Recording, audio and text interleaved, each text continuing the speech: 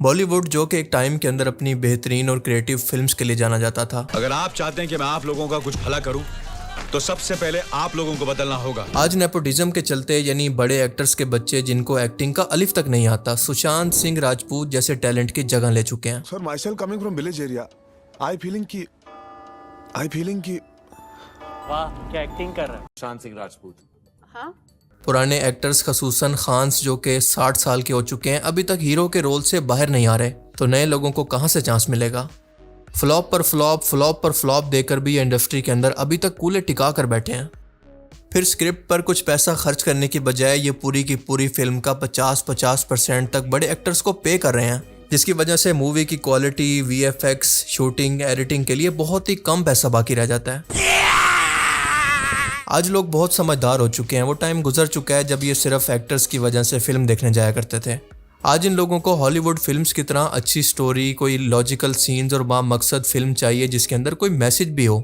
जबकि हम देखते हैं कि बॉलीवुड आज भी उसी 1970, 1980 और 99 के दौर के अंदर फंसा हुआ है, जब गैर ज़रूरी रोमांस, फीमेल एक्टर और गाने का फिल्म का ज़रूरी हिस्सा होना समझे जाना और इलॉजिकल किस्म के सीन भी चल जाया करते थे। पर आज के टाइम के अंदर सब कुछ बदल चुका है और सबसे बढ़कर बॉलीवुड को भी पॉलिटिक्स ने इन्फ्लुएंस करना शुरू कर दिया है, क्योंकि ये इंडस्ट्री भी पाकिस्तान और इस्लाम मुखालिफ प्रोपेगेंडा और नफरत फैलाने का इतना बड़ा टूल बन चुकी है जितना कि खुद इंडियन मीडिया।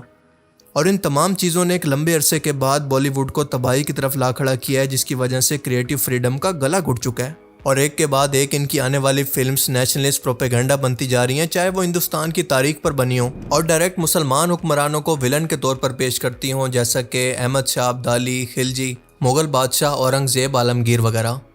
या फिर मौजूदा सेंसिटिव मजहबी इशूज़ जैसा कि ज्ञानवापी मस्जिद, बाबरी मस्जिद, पर्दा, जिहाद और तलाक जैसे सेंसिटिव इशूज़ पर बात करना। अकेले औरंगजेब ने सैकड़ों मंदिर ध्वस्त किए, काशी विश्वनाथ भी उनमें से एक है।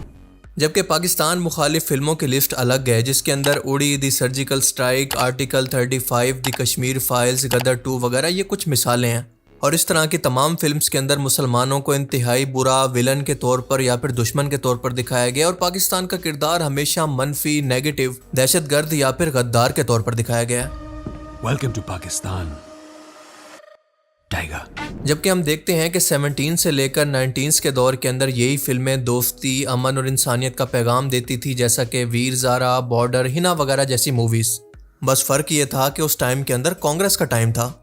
पर आज के टाइम के अंदर हाल ये है कि बॉलीवुड की ज़्यादातर बड़ी फिल्म सियासी बयानिए दरअसल इंडियन मीडिया और हुकूमत के नेशनलिज्म के एजेंडे से जुड़ी होती हैं और इन तमाम फिल्म्स के अंदर हिंदू मुस्लिम नफरत का फ़ायदा उठाकर इनको बढ़ा कर कि अगर हमें वोट ना किया तो मुसलमान तुम पर हुकूमत कर लेंगे और हिंदुइज्म खतरे के अंदर है। इसी एक खौफ की वजह से लोगों का वोट बैंक तो ये लोग हासिल करने में कामयाब हो चुके हैं, लेकिन अपने मुल्क को दुनिया के अंदर मजाक बनाकर रख दिया। हम सब के अंदर जो आग भरी है, आज वही आग हम सरगोदा पे बरसाएंगे और हम पाकिस्तानियों के पर खच्चे उड़ा देंगे। आप इमेजिन करके देखें कि एक आर्टिस्ट या फिर एक्टर जिसका काम अपना टैलेंट दिखाना होता है, एक्टिंग करना होता है, आज इन्हें भी इस गंदी सियासत के अंदर चाहते या फिर ना चाहते हुए हिस्सा डालना पड़ रहा है, क्योंकि अगर वो अपने मुल्क के लोगों को ये साबित नहीं करेंगे तो देशभक्त नहीं कहलाएंगे। उन बेचारों को इस तरह से ज़बरदस्ती अपनी देशभक्ति अपनी आवाम को साबित करना पड़ रही है। हालांकि एक आर्टिस्ट का कोई मजहब, कोई बॉर्डर नहीं होता, इसका काम ही इसकी पहचान होता है। वो पूरी दुनिया के अंदर इस बॉर्डर के बगैर कहीं पर भी अपना टैलेंट दिखा सकता है। पर आज इंडिया के अंदर ये सूरत हाल बिल्कुल नहीं है, क्योंकि अभी हाल ही में एक और मुसलमान मुखालिफ फितना और फसाद फैलाने वाली फिल्म का मोशन पोस्टर जारी किया गया है, जिसका नाम है दी ताज स्टोरी। और इस फिल्म के अंदर मशहूर एक्टर परेश रावल को लीडिंग रोल के अंदर देखा जा सकता है। जी हाँ, वही परेश रावल यानी बाबू राव। ये बाबू राव का स्टाइल है। परेश रावल ने खुद अपने एक्स अकाउंट पर यह शेयर किया और लिखा कि अगर आपको ये बताया जाए कि ताजमहल के मुतालिक जो कुछ भी आपको बताया गया वो सब कुछ झूठ था और सच को ना सिर्फ छुपाया जा रहा है बल्कि इसको जज भी किया जा रहा है, तो आपका रिएक्शन क्या होगा।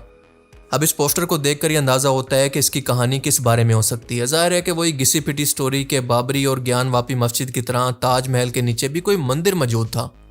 उस वक़्त भी इस तरह के ओछे हथकंडों के ज़रिए हिंदू समाज के लोगों को भड़काया गया था ताकि इससे बिजनेस यानी कमाई हो सके फिल्म्स की सूरत में। और अब इसी कहानी के अंदर एक तीसरा एडिशन भी हो गया, यानी ताजमहल का। आप सबको याद होगा कि अभी कुछ ही अर्सा पहले एक हिंदू सेल्फ क्लेम्ड हिस्टोरियन जिसका नाम है PN ओक, इस बंदे ने शोशा छोड़ा था कि ताजमहल के नीचे भी मंदिर मौजूद हो सकता है जिस जगह पर ताजमहल को बनाया गया। जी हाँ, आपने सही सुना, क्योंकि इस बंदे का मजीद कहना था कि 4th सेंचुरी तक यहाँ पर शिव जी का मंदिर था जिसको तोड़कर शाहजहां ने इस जगह पर ताजमहल को बनवाया था। और आपको मजीद बताऊं कि साल 2000 के अंदर इसी बंदे ने सुप्रीम कोर्ट के अंदर ये केस भी उठाया था जिसको सुप्रीम कोर्ट ने नॉनसेंस कहकर रिजेक्ट कर दिया। और फिर इसके बाद टाइम टू टाइम यानी साल 2015 के अंदर, 22 के अंदर, 23 के अंदर बार बार इस तरह के दोबारा से एतराज़ात जमा करवाए जाते रहे, लेकिन इसका कोई भी रिजल्ट नहीं निकला। हर बार हाई कोर्ट ने या सुप्रीम कोर्ट ने इसको नॉनसेंस कहकर रिजेक्ट कर दिया कि इसके बारे में कोई सबूत नहीं है। और आपको एक और इंटरेस्टिंग बात बताऊं कि ये वो बंदा है जिसने ये भी कहा था कि काबा के नीचे भी मंदिर मौजूद था जिसको तोड़कर नाउजुबिल्लाह काबा को बनाया गया, जो आज दुनिया भर के मुसलमानों की सबसे मुकद्दस तरीन जगह है। और इसी से आप इस बंदे की क्रेडिबिलिटी का अंदाज़ा लगा सकते हैं कि ये कितना बड़ा हिस्टोरियन है। और सिर्फ यही नहीं बल्कि इस बंदे का ये भी कहना है कि वेटिकन सिटी के अंदर एक मंदिर मौजूद था जिसको तोड़कर ये शहर बनाया गया। अब जाहिर है कि ये सब सुनकर आपका भी दिल कर रहा होगा कि बट वेट, क्योंकि इस तरह के बेतुके, गैर ज़रूरी, रिपीटेटिव और नफरत अंगेज टॉपिक्स की वजह से इनकी आवाम खुद भी सोशल मीडिया पर यह सवाल कर रही है, इस मुल्क में ये क्या हरामीपन हो रहा है? हरामीपन से क्या मुल्क चला करते? अब इनकी आवाम खुद ये कह रही है कि आर्ट और क्रिएटिविटी के नाम पर जनता को आप मूर्ख समझना बंद कर दीजिए।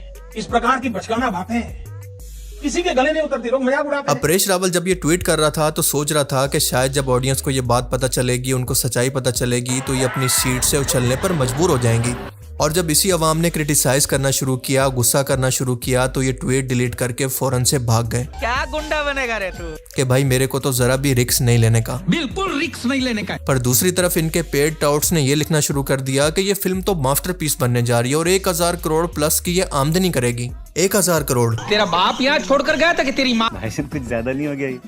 मतलब कुछ भी। अब सीरियसली मुझे तो इस शख्स की समझ नहीं आती कि पूरी जिंदगी इसने इतनी मेहनत की, कई लेजेंड कैरेक्टर्स दिए, कई लेजेंड फिल्में बनाई, इनकी क्लासिकल मास्टरपीस फिल्में आज भी लोग देखते हैं। और सबसे बढ़ के ओ माई गॉड जैसी फिल्म्स के अंदर काम किया जो कि मजहब के, बिजनेस के मॉडल के खिलाफ थी। लेकिन अब इस उम्र के अंदर आकर वही नफरत बांटने वाले सो कॉल्ड आर्टिस्ट के अंदर अपना नाम शामिल करवा लिया, यानी ए तीर कम एंड टेक मी। समझ रहे हो? अपने सब किए किराए पर अपने टोटल कैरियर पर कालक फेर दिया। Total fest. शायद बहुत ज्यादा मूत्र पीने की वजह से वो उनके दिमाग पर असर कर गया। नहीं, मैं मजाक नहीं कर रहा, बल्कि इन साहिब ने खुद अपने एक इंटरव्यू के अंदर कहा था कि मुझे जब घुटने पर चोट लगी थी तो इसको ठीक करने के लिए मैंने 15 दिन तक सुबह उठकर अपना यूरिन पिया था। सुबह उठ के फर्स्ट यूरिन पीना अपना, कोई तकलीफ नहीं रहेगी, कभी कुछ नहीं होगा, फर्स्ट यूरिन पीना। अब इससे इस बंदे की जहानत और अकल का अंदाजा लगाने की कोशिश करें जिसको करोड़ों लोग इंडिया के अंदर फॉलो करते हैं, कि इस कदर जहालत है जिसको ये नहीं पता कि बॉडी से यूरिन को बाहर निकालने का मतलब ही ये होता है कि ये टॉक्सिक है, जिस्म के लिए गैर जरूरी या फिर नुकसानदेह है, इसी वजह से इसको बाहर निकाला जाता है। और ये बंदा दोबारा से उसी वेस्ट को बॉडी में डालने की बात कर रहा है। मतलब मैं इस बंदे को क्या बोलूं यार, मेरे बाप की उम्र का है। बस इतना कह सकता हूं कि इस उम्र के अंदर सटिया जाना मेक सेंस फॉर हिम। आज से सारे हॉस्पिटल बंद, और जो कोई भी आपसे पूछे कि आपके हाथ के अंदर ये बोतल किस चीज की है, तो आप बोलना कि मेरी खोपड़ी में कितना टेंशन है, तेरे को मालूम क्या? दवाई है रे। आपको बताता चलूं कि 2017 के अंदर जब इसी ताजमहल के नीचे मंदिर होने का केस लगा था, तो इसी परेश रावल ने ट्वीट किया था कि मोहब्बत की अलामत को भी कंट्रोवर्सी के अंदर बदलकर नफरत फैलाई जा रही है। और आज ये बंदा इसी नफरत पर खुद से फिल्म बनाकर इसको प्रमोट कर रहा है। मतलब कोई दीन ईमान है इस बंदे का?